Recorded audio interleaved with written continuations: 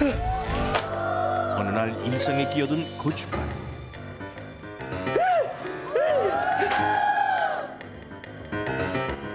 그것은 분명 우연이 아니었다.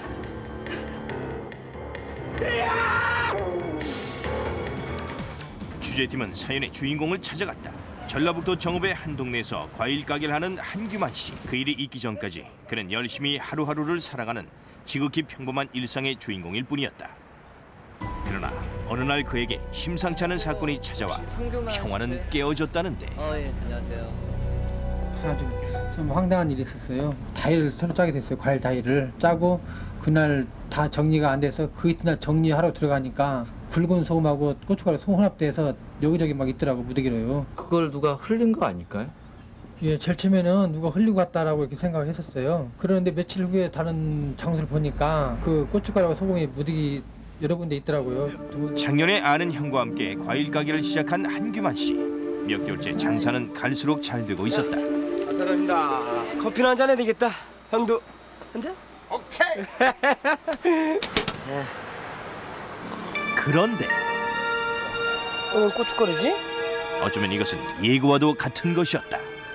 자, 과일 신님들 오늘도 많이 발견해 주세요. 이게 뭐야? 고춧가루 아니야 이거? 아이씨, 이게 여기 있어. 그것이 다가 아니었다. 이건 또 뭐야? 아이. 가게 이곳저곳에서 고춧가루가 발견되었던 것. 그 위치도 눈에 잘 안 띄거나 놓기 힘든 곳까지 온 지역에 걸쳐 뿌려져 있었는데 갑자기 알 수 없는 불안감이 밀려왔다. 이 미역 부분에 고춧가루만 있더라고요. 그래서 누가 나 고춧가루 흘리고 왔네? 속으로만 이렇게 생각했었거든요. 소금을 이렇게 무디무디 넣어놨더라고요. 이 속에다가. 얼만큼 있었어요?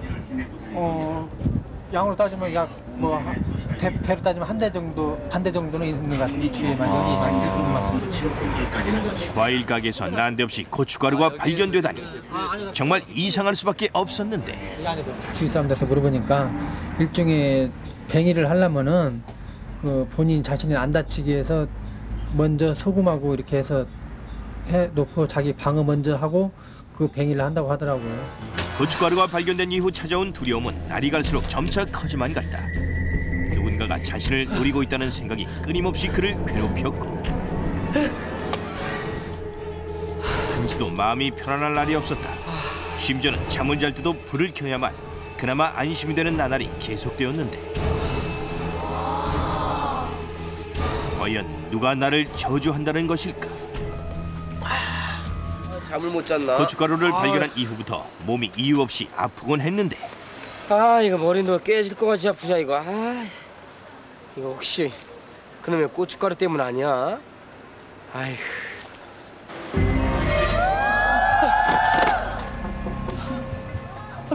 거기서 뭐 하세요? 뭐 하긴요. 과일 가게 과일 사러 왔죠. 근데 왜 입술은 그렇게 빨갛게 칠했어요? 별꼴이야. 남이서 입술을 빨갛게 하든 검게 하든 아저씨가 화장품값 대줬어요? 다시 여기서 과일 사나 봐. 넋이 나간 듯 일도 손에 잘 잡히지 않았다. 그런데 이상한 현상이 찾아온 건 그에게만이 아니었다는데. 잠 못 들게 해갖고. 근데 옆에 이제 저 도와준 형님도 잠 못 잤다고 하더라고, 무서워서요. 묘한 꿈이 반복되더라고요. 어떤 노인이 갑자기 가다가 그 다이 앞에 쓰러지는 거예요. 오물을 막 토하더라고요. 그리고 나서 나 자신을 또 생각해 보니까 저 머리 있는데 뒤 목 있는 데가 굉장히 좀 안 좋더라고요, 하지 않으니? 그리고 3개월 후 더욱더 기이한 일이 벌어졌다. 이쪽하고요. 마음도 다 잡을 겸 과일 가게 천막을 올리는 공사를 하던 중이었는데 형, 요즘 몸 괜찮아? 글쎄 그냥 뭐 여기저기 이유도 없이 아프네. 몸살이겠지 뭐. 괜찮을 거야. 그리고 공사가 계속 진행되던 중 뜻밖의 일이 일어났다. 올렸으면 하는데요. 이게 뭐지? 공사를 하던 인부가 뭐 있어요? 뭔가를 발견했던 것. 여기 이런 게 있어요. 모두가 경악하고야 말았다. 인부가 발견한 것은 놀랍게도 남녀 한 쌍의 인형이었다.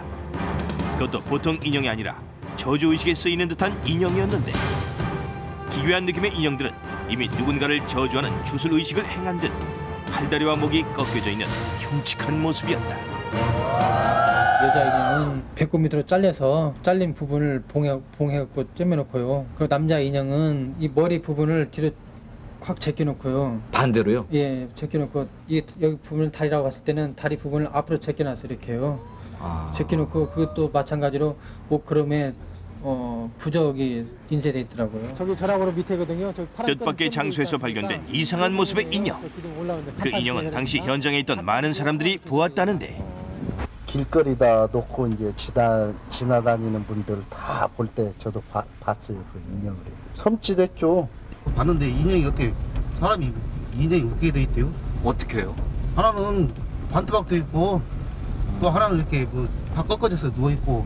그 사이 그 나온 자체가 좀 꺼름칙하지요 그게. 고춧가루가 발견되고 3개월 뒤에 발견된 인형. 그제서야 그동안 있었던 모든 일들이 이해되었다. 그리고 인형이 발견되면서부터는 그는 더욱더 한시도 편안할 날이 없었는데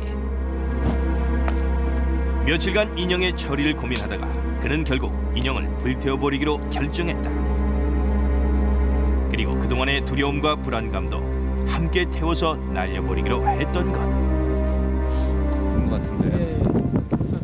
취재팀은 한규만 씨와 함께 인형을 태운 장소로 가보았다. 어디요? 이쪽이요. 저기 뭐 태운 자국이 있는데. 예, 맞습니다. 아직도 그곳에선 얼마 전 인형을 태웠던 흔적이 남아 있었는데 인형에 뼈대였던 듯이 보이는 철사가 그때 악몽을 되새겨주고 있었다. 며칠 동안은 불안한 생각도 있었고 잠도 참 못 잤거든요. 못 잤는데 이걸 태우고 나니까 마음이 편안하고 홀가분해서 잠은 잘 잤어요. 정말 인형이나 어떠한 의식으로 특정 인물을 저주한다는 것이 가능할까? 과학적인 입장에서 보면은 불가능하다고 봐야 될 것 같습니다. 실제로 고춧가루를 뿌려 놓는다든지 이런 사건과 이런 주술과 건강이 안 좋아지거나 꿈을 꾼다는 거하고는 아무런 상관이 없어도 누군가 주술을 걸었다. 그래서 나한테 안 좋은 일이 일어날 거다라고 생각을 하면 불안감이 생겨요. 그게 스트레스가 됩니다. 그러면 밥 잘 못 먹고 잠 잘 못 자면 건강도 안 좋아질 수 있고 그다음 불면증 걸리면 꿈도 많이 꿀 수 있고요. 이러면 실제로 그 일이 일어나는 거란 말이에요. 그렇기 때문에 주술이 꼭 효과를 일으키는 것처럼 보입니다. 그래서 사람들은 착각을 하게 되죠. 그렇지만 이런 거는 자기 충족적 예언입니다. 자기가 믿고 있기 때문에 일어나는 거지 실제 주술 때문에 일어나는 건 아니라는 거죠. 결국 저주의 영향은 단지 심리적일 뿐이라는 것. 아닌 말로 평생 겪을까 말까 한 이런 일을 겪으셨는데 어떠세요? 마음은 절치면은 발견 당시는 참 굉장히 누군지 몰라도 똑같은 이런 장난을 하고 싶었는데 그러지는 않고 어떻든 간에 제가 잘못이 있었더라도 이해를 해주시고 이 좋은 세상 웃으며 살게 서로 웃으며 살게 살아갑시다 그냥. 어느 날 고춧가루는 그에게 고통으로 다가왔다. 그리고 인형을 태우면서 다시 일상으로 돌아온 지금 이제 그는 알고 있다. 그를 괴롭힌 것도 그를 편안하게 한 것도 바로 그의 마음이었다는 것을.